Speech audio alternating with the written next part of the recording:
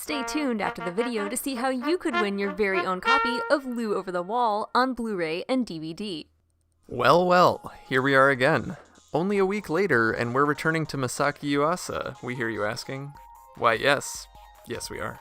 Because once again, just earlier this week, G-Kids and Shout Factory have brought another one of Yuasa's projects to American shores.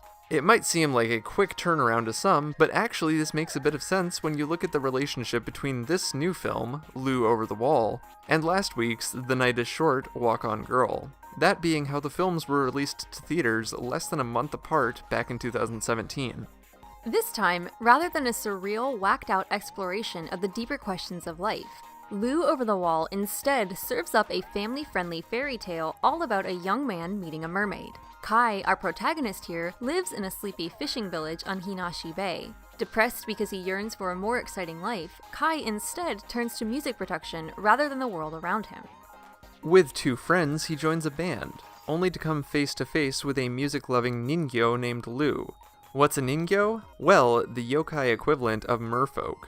But we'll get into that in the second half of this video. As it turns out, Lu wasn't even supposed to be a Ningyo originally. According to Yuasa, she was intended to be a vampire, but was switched over to a Ningyo during production. Speaking of the production, this wasn't the only irregular part of Lu's background. Viewers will likely be quick to point out similarities between this film and Hayao Miyazaki's 2008 project, Ponyo. As it turns out, Yuasa didn't recognize any of these commonalities during Lu's transition from vampire to Ningyo. Only late in the process did he see how his new film could be seen as derivative, to which he could only laugh. The intent was to include homages to some of Yuasa's influences, like the Looney Tunes classic Tex Avery and the Miyazaki Takahata project Panda Go Panda. The other notable part of Lu Over the Wall's production process is how the film was animated. Rather than using hand-drawn animation for the entirety of the film, Yuasa's team produced only the key animation frames in this manner. All of the in-betweens, meanwhile, were produced using flash animation, the favorite software of most online animators. Thus, Lu contains extremely fluid animation, preserving Yuasa and company's style in spite of having a relatively more down-to-earth approach than The Night is Short. Enough of this background though. There's not much left to say about the film itself other than is good, is high quality, and you should see it. Lu Over the Wall proves to be a heartwarming, feel-good romp through the colorful world of Yuasa's mind that is sure to delight and please just about anyone. Except if you're an out-and-out grumpy puss. And if that's the case, well, we don't know what to tell you. For the rest of this video, we thought it would be neat to look into the cultural background of the film. By this, we mean that we're going to loop back around and talk about what exactly a Ningyo is, and how it relates to Lu Over the Wall. So, with the quality of the film in mind, let's use it as a springboard to talk about some Ningyo, yo. Did you really just... Ningyo, as we said, are something of a Japanese analog to the Western mermaid.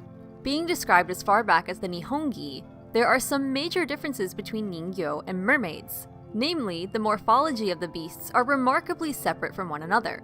Where their Western counterparts are commonly thought of as attractive, nymph-like women, or manatees, Ningyo are instead imagined as grotesque and repulsive.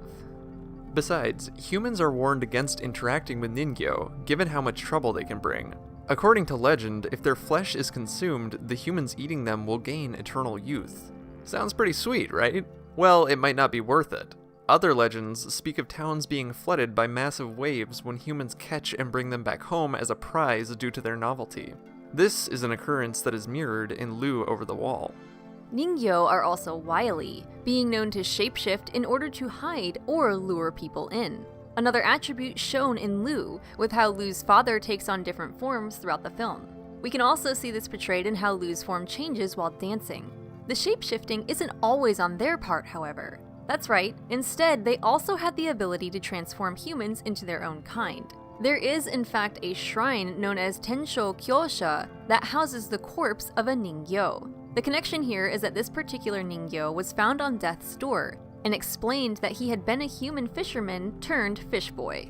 This happened when he went fishing in forbidden waters, inciting the wrath of the sea and dooming him to this fate. Again, a similar occurrence comes up in Lu when a couple of shellfish poachers annoy the local Ningyo by desecrating their shrine while in an off-limits area. The only aspect for Ningyo in Lu that we couldn't find represented in actual Ningyo lore is Liu and Company's aversion to sunlight. Likely, this was a holdover for Yuasa from the early phase of the film's production, when Liu was a vampire rather than a Ningyo. However, when you consider the aforementioned consumption of flesh and eternal life, not to mention how this plays out in the latter part of the film, it's not a huge leap between the two cryptids.